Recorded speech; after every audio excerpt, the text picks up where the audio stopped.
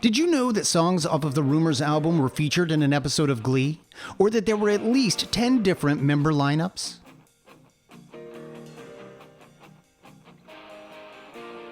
This Anglo-Saxon sensation sold more than 100 million records worldwide, making them one of the best-selling bands of all time.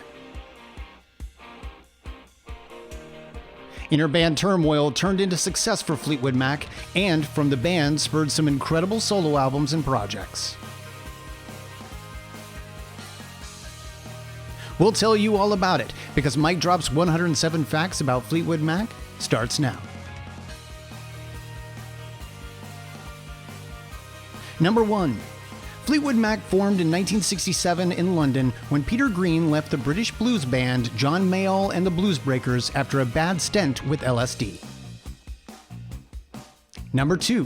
While they initially started as a British blues band, it wouldn't last due to their Anglo-American fusion with Lindsey Buckingham and Stevie Nicks.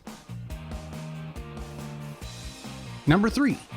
Members of Fleetwood Mac over the years have consisted of Jeremy Spencer, Danny Kirwan, Bob Brunning, Bob Welch, Bob Weston, and Peter Green. Number 4. They went through 10 lineups before settling on their famous lineup: Christine McVie, John McVie, Stevie Nicks, Lindsey Buckingham, and Mick Fleetwood. Number 5. The band's name is a combination of the names of drummer Mick Fleetwood and bassist John Mac McVie. Number 6. Fleetwood Mac's self-titled first album was released on the Blue Horizon label in 1968. It made number 4 in the UK, but only came in at number 198 in the US. Number 7. British keyboardist and songwriter Christine McVie joined Fleetwood Mac in 1970 while she was married to bassist John McVie. Number 8. Before joining the band, Christine McVie had released her own solo album in 1970 under her maiden name, Christine Perfect. Number 9. Fleetwood Mac's 1970 release of Kiln House was the last album to feature Peter Green, but heralded in the arrival of Christine McVie. This album in particular signified the band's migration from blues to more of a California pop sound. Number 10. Christine McVie created the album art for Kiln House.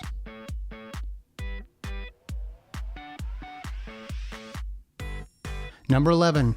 Initially largely ignored by America, Fleetwood Mac was billed third behind Jethro Tull and Joe Cocker on their US first tour. Number 12. In 1971, Fleetwood Mac founding member Jeremy Spencer left the group for religious reasons. He eventually joined the Children of God cult. Number 13. Guitarist Danny Kirwan was fired from the band in 1972 as his alcoholism and increasing mental instability kept him from working with his bandmates. Number 14. When Bob Welch left the initial lineup, Fleetwood Mac relocated to California in search of a new sound and influence.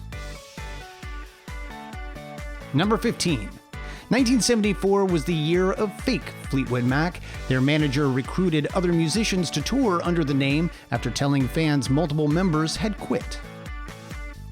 Number 16. At the time of Mick's new discovery, Stevie Nicks and Lindsey Buckingham were actually dating. Number 17. Lindsey Buckingham and Stevie Nicks met during their senior year of high school when Stevie saw Lindsey singing California Dreamin'. Number 18. Stevie and Lindsey were in a band called Fritz prior to joining Fleetwood Mac. Fritz once opened for Janis Joplin and Jimi Hendrix in San Francisco. Number 19. Stevie Nicks and Lindsey Buckingham performed together before joining Fleetwood Mac as American rock duo Buckingham Nicks. Number 20. Their album Buckingham Nicks was released in 1973, but was considered a commercial failure upon its first release, causing their label to drop them. Number 21. After Buckingham Nicks failed, Stevie waitressed at the Beverly Hills singles bar Clementine's for $1.50 an hour, while Lindsey lived on her income. Number 22. In 1974, Mick Fleetwood heard the Buckingham Nicks song Frozen Love while visiting Sound City Studios in Los Angeles. he liked what he heard. Number 23. When approached about joining Fleetwood Mac, Buckingham insisted that he and Stevie Nicks were a package item. Fleetwood agreed to take them both. Number 24. The band released a 10th album, self-titled, in 1975. It was the first to feature Buckingham on guitar and Nicks on vocals. Fans call it White Album. Number 25. Stevie Nicks' famous songs Rhiannon and Landslide were originally intended for a second Buckingham-Nicks album, but ended up on the White Album. Number 26. The ever-popular Landslide was never released as a single. It grew in popularity, however, after it was covered by the Smashing Pumpkins. Number 27. 15 months after releasing the White Album, it topped the US charts and produced 3 hit singles: Over My Head, Say You Love Me, and Rhiannon. Number 28. Stevie Nicks wrote Rhiannon 3 months before joining Fleetwood Mac. It only took her 10 minutes to write and was inspired by a novel called Triad. Number 29. There were rumors that Stevie Nicks was a witch, stemming from her song Rhiannon about a Welsh witch and her preference for black clothing on stage. Number 30. Released in 1977, Fleetwood Mac's Rumours is the 7th best-selling studio album of all time, moving 80,000 copies per week at its height. Number 31. Rumours spent 477 weeks on the UK album chart, making it one of the longest charting albums in the UK of all time. It was only number 1 for a week, though. Number 32. John McVie came up with the title Rumours, believing that they wrote a lot about each other through the music on that album, like an open diary. Number 33. All songs from Rumours relay personal matters going on within the band, most notably Stevie Nicks and Lindsey Buckingham's bitter breakup. Number 34. The infamous balls hanging from Mick's legs on the cover of Rumours are actually toilet chains taken from one of the venues in which they had performed. Number 35. Although they were in the midst of a painful breakup, Nicks and Buckingham solemnly agreed that neither would quit Fleetwood Mac despite the turmoil. Number 36. The Chain is the only track off of Rumours that features and credits all 5 members. Number 37. The Chain came from merging 3 songs by various members: McVie's Keep Me There, Buckingham Nicks' Lola, My Love, and Nicks' The Chain. Number 38. Rumours' opening track Secondhand News was an attempt by Buckingham to imitate the funky, jive-talking rhythm pioneered by the Bee Gees. Number 39. Christine McVie wrote the song You Make Loving Fun about the band's lighting technician, with whom she had an affair on tour. Number 40. Cyndi Lauper recorded a version of Christine McVie's You Make Lovin' Fun in 1977 because the original song was too expensive for radio stations. Number 41. Stevie Nicks' ballad Silver Springs was meant for Rumours but got cut. Instead, it was used as the B-side to the single Go Your Own Way.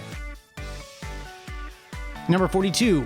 Dreams from the Rumours album is Fleetwood Mac's only number 1 single and was written by Stevie Nicks. Number 43. Christine McVie was actually unimpressed with Stevie Nicks' first draft of Dreams. She only liked it after Buckingham made alterations. Number 44. Stevie Nicks developed a severe addiction to cocaine starting around the time Rumours was being made, spending millions of dollars on the drug. Number 45. Gold Dust Woman was the closing title off of Rumours and is often referred to as Nicks' cocaine anthem. Number 46. On the track Gold Dust Woman, Buckingham plays a dobro, an acoustic guitar with steel resonating discs inside the body and under the bridge. Number 47. Stevie Nicks became a trendsetter in the fashion world of the 70s with her flowing chiffon-draped gypsy outfits. Number 48. Stevie Nicks is known to twirl around the stage during concerts, largely because she once dreamed of becoming a ballerina. Number 49. By the end of the Rumours tour, John and Christine McVie were divorced. Number 50. In 2011, an episode of Glee entitled Rumours featured 6 songs from the 1977 Fleetwood Mac album of the same name. Dreams, Never Going Back Again, Songbird, I Don't Want to Know, Go Your Own Way, and Don't Stop. Number 51. After the episode of Glee aired, Rumours emerged back on the Billboard 200 chart at number 11. Number 52. Rumours just hit its 40-year anniversary this year. It was released on February 4th, 1977. Number 53. Stevie Nicks and drummer Mick Fleetwood had a 2-year affair.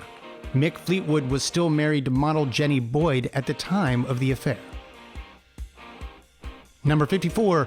Mick Fleetwood's model wife Jenny Boyd also had an affair. Hers was with Mick's best friend and former Fleetwood Mac guitarist Bob Weston. Number 55. The band's follow-up to Rumours was the 1976 album Tusk. It was a commercial flop because of its high price and its experimental nature. Number 56. Around this time, Stevie Nicks had an affair with Eagles founder Don Henley. The affair was quickly over after an unplanned pregnancy.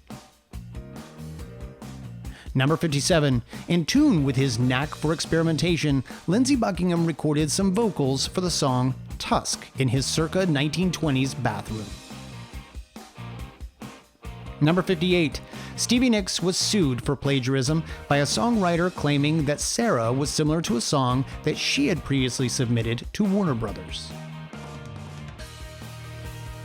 The songwriter, Carol Hinton, eventually backed out of the lawsuit when Nicks was able to prove that she had demoed the song months earlier. Number 59. The USC Trojan Marching Band played with Fleetwood Mac during all of the shows at the Los Angeles tour stop for Tusk. Number 60. At the time of its release, Tusk was the most expensive album produced, with a reported cost of over $1 million. Number 61. Mick says that Tusk is his favorite and the most important Fleetwood Mac album because the band wouldn't have survived longer if they hadn't made it. Number 62. Fleetwood Mac received their star on the Hollywood Walk of Fame on October 10, 1979. It's located at 6608 Hollywood Boulevard in Hollywood, California. Number 63. Following the Tusk tour, Mick Fleetwood, Lindsey Buckingham, and Stevie Nicks all recorded solo projects. Stevie Nicks' Belladonna was the most successful of all the members' solo projects, featuring hits like Edge of 17 and Leather and Lace. Number 64.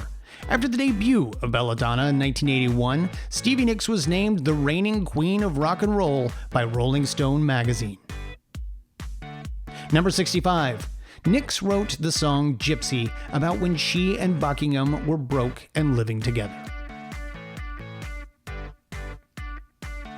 Number 66. Gypsy was originally written for Belladonna, but instead ended up on the Fleetwood Mac album Mirage after it was scrapped from the album. Number 67. The 1982 single Hold Me from Mirage was written by Christine McVie about her relationship with Beach Boys co-founder Dennis Wilson. Number 68. Stevie Nicks attempted to go through a self-imposed rehab until she had a relapse 2 weeks later and entered a program at Betty Ford. Number 69. Nicks only went to rehab at the Betty Ford Center after she found out that there was a hole in her nose caused by persistent cocaine use. Number 70. 1987's Tango in the Night initially began as a solo project for Lindsey Buckingham before becoming a Fleetwood Mac album. Number 71. After the 1987 release of Tango in the Night became the band's biggest album since Rumours, Lindsey Buckingham left the group. Buckingham left, presumably due to disinterest in touring and issues within the band. Number 72. Fleetwood Mac then recruited two guitarists, Rick Vito and Billy Burnett. The new lineup recorded the 1990 album Behind the Mask. Number 73. Stevie Nicks left Fleetwood Mac after the tour of Behind the Mask.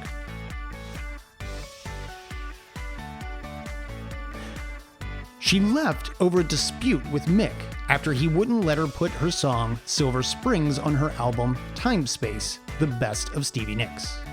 Number 74. Christine McVie also left Fleetwood Mac in 1998 and went back to England.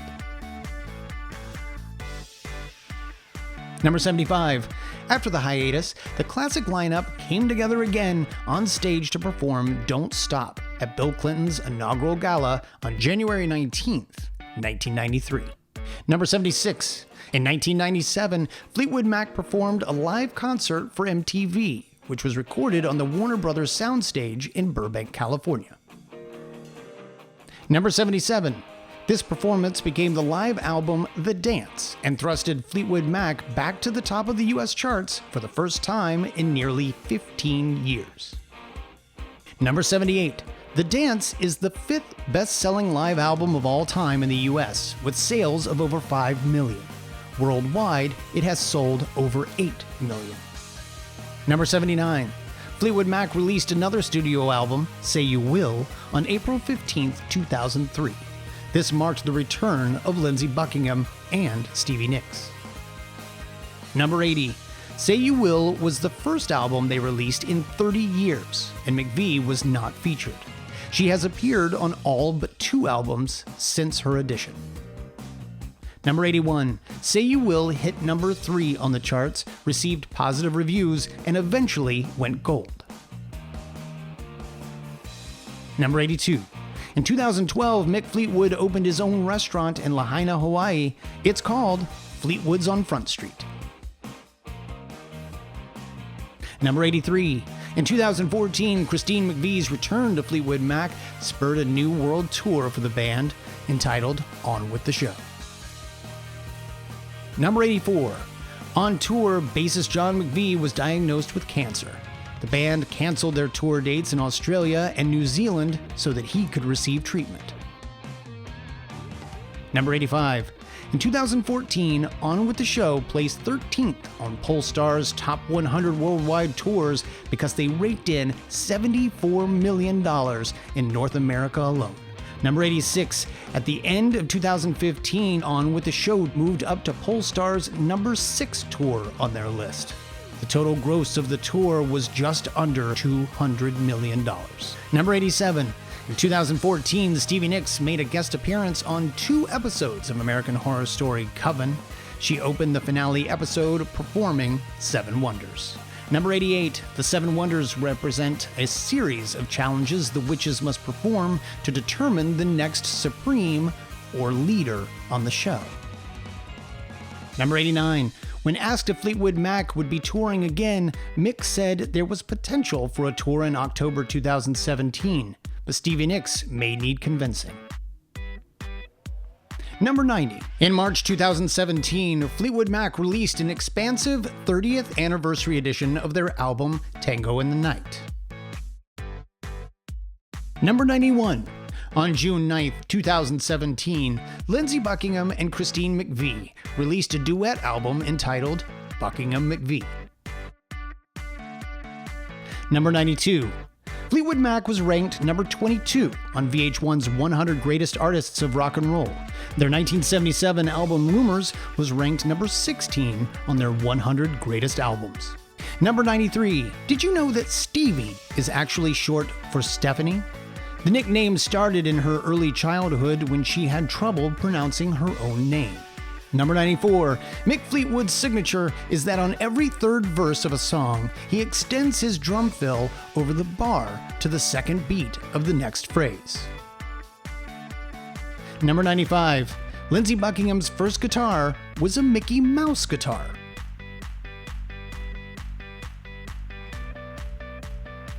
Number 96. Lindsey Buckingham taught himself guitar. To this day, he still doesn't read music.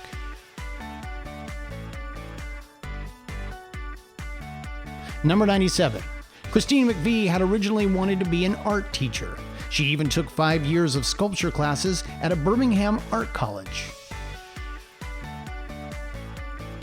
Number 98. Stevie Nicks says Eagles guitarist Joe Walsh was her greatest love. She wrote, "Has anyone ever written anything for you?" from Rock a Little about him. Number 99. Lindsey Buckingham's brother, Gregory F. Buckingham, won a silver medal in the men's 200-meter individual medley at the 1968 Olympics. Number 100. John McVie struggled in his early music career and continued working as a tax inspector during that time to make ends meet. Number 101. Santana's Black Magic Woman was originally a Fleetwood Mac song released in 1968, created by then-member Peter Green. Number 102. Mick Fleetwood played drums for British heavy metal parody band Spinal Tap.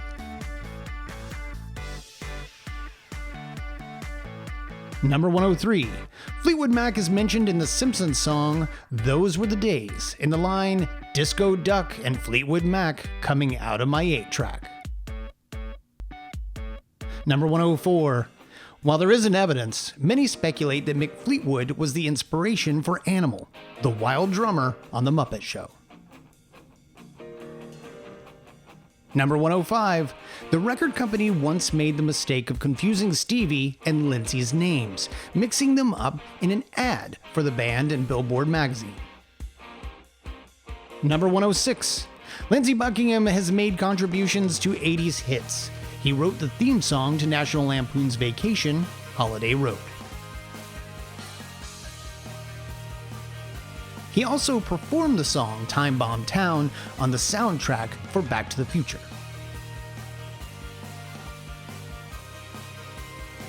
Number 107. Though not a certainty, many claim that Fleetwood Mac's greatest hits was the last commercial 8-track ever released on November 22nd, 1988. You just finished watching MicDrop's 107 music facts about Fleetwood Mac. Did you enjoy these facts? Which artists do you want to see featured next? Make sure you subscribe because we're bringing you more facts about your favorite musicians.